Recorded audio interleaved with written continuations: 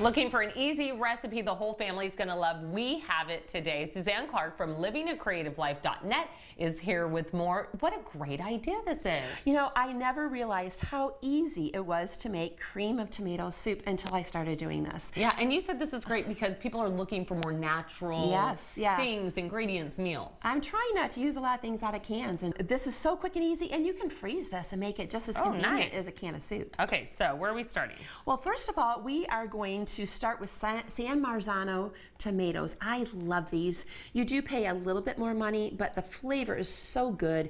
They're almost better than fresh. All right. So I actually earlier just went ahead and put a can in my blender, and I went ahead and started and put them right here in this pan. Did it for a couple seconds. Yeah. Okay. Now we're going to kind of work on our flavor and kind of build that up. So in this blender, Destry, I'm going to have you put an onion, about a cup of onion.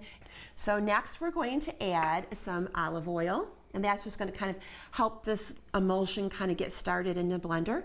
And then some fresh basil. Okay. And that's about a good cup chopped, but the fresh really makes this, it just makes it taste so good.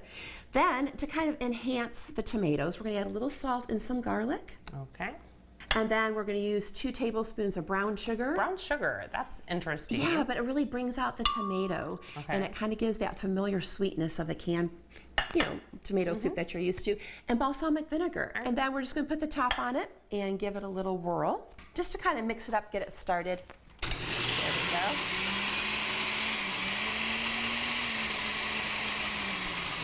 And I'm going to go ahead and add some of this juice and these tomatoes, and that will help kind of mix that up as well.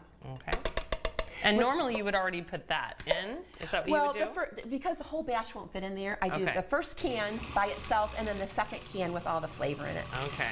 All right, that looks pretty good. How do you know when you're done? It kind of changes color a little bit. It does in this batch because you have the green. Okay. And you have the onions. But once you put it in here, it'll be fine. Okay, so we're done with that. Yeah, it's just really that easy. And then we're going to pour that in here. And now to make it creamy and rich, we're going to add 2 things. Cream cheese, 2 packages of Challenge cream cheese, and that's going to give it a little tang and the creamy that we want. And you're going to put this over the stove and kind of get it melted. And then a cup of milk or half and half, whatever you'd like to do. And then, yes, we're going to go ahead and put that on the stove, and when we're done, we'll have our tomato soup.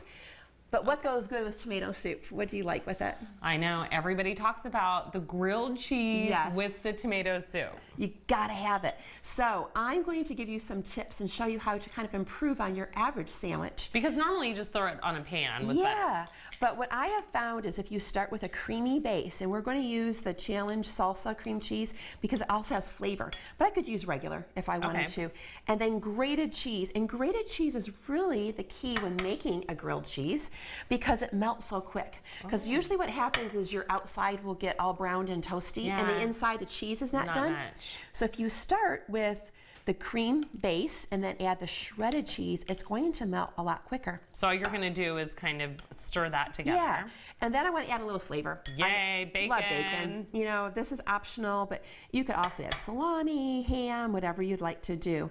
And then we're just going to kind of quickly, go ahead and mix that up. I'm going to let you finish mixing that a little bit, and then I'm going to prepare my bread. I'm just going to use the spreadable Challenge butter because this has the olive oil in it, and it spreads nice and easy. And this is the surprise, and this is what's going to make it. What kind of bread are you using? I'm using sourdough. I like a little stiffer bread, works better. I'm going to put this face down into some grated Italian cheese. Yum. And then Destry, if you want to put a little scoop of this cheese mixture on here.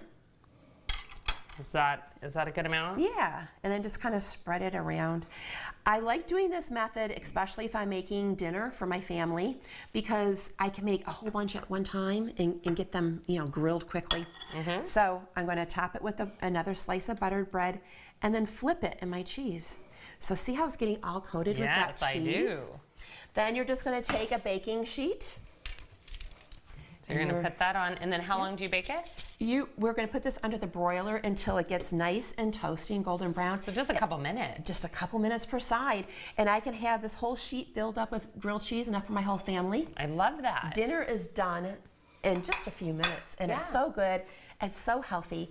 And then, of course, you want to serve them. And I like to cut them in little strips so they make them into little grilled cheese dippers, I call them. And this makes a delicious dinner. I like to also serve these as, as an appetizer for parties All or right. showers. It's a great Terrific. way to do it. Grilled cheese and homemade tomato soup. Everybody find the recipe on livingacreativelife.net.